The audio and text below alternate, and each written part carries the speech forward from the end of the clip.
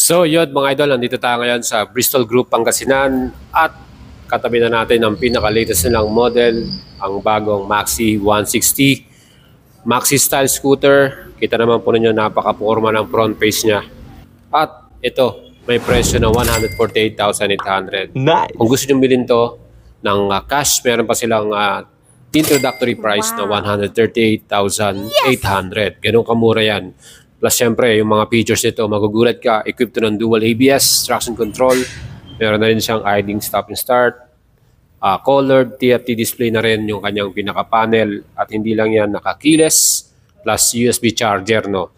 Kaya mga idol, tingnan natin, silipin natin tong brand new model nila, at abangan nyo yan sa ating YouTube channel, bablog natin to.